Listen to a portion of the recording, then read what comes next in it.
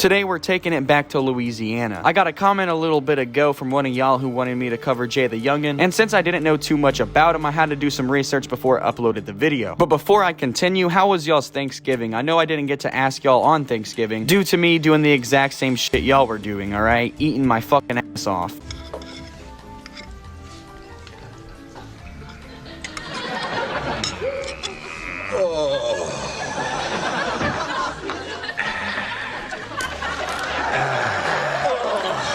Isn't it weird that we have so many Christmas movies, so many Halloween movies, but when it comes to Thanksgiving, we only have a handful of them? If you ask me, Thanksgiving is better than Christmas and Halloween, alright? You get food for free. The one time of the year that you aren't eating drywall for the main course meal. Now, Jaydayoungan is a rapper from... what is it? Bogalusa, Louisiana.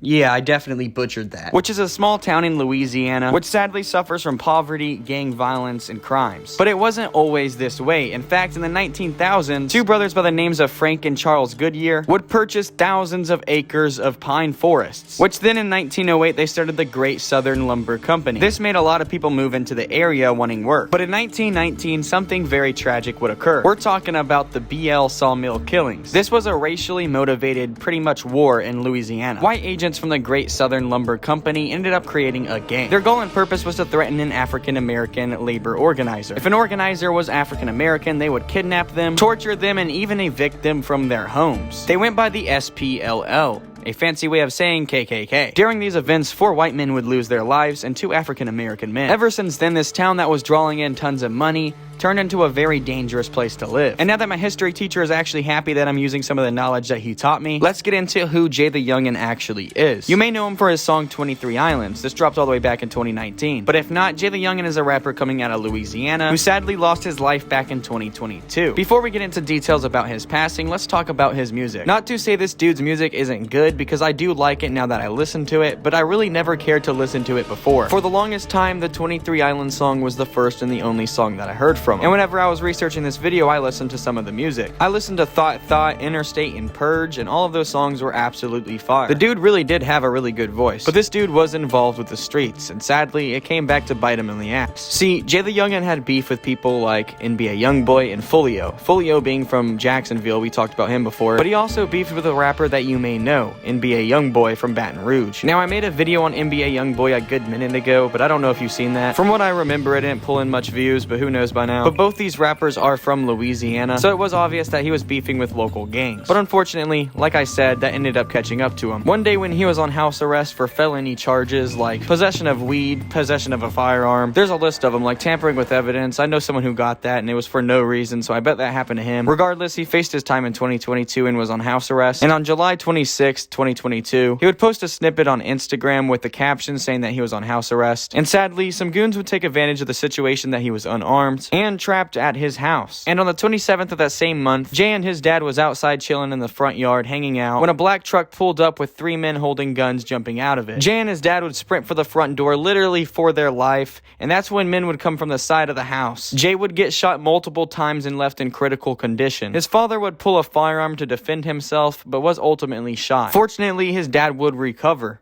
Unfortunately, Jay wouldn't. His last words being, "I love you, Mom, and I'm not gonna make you smile.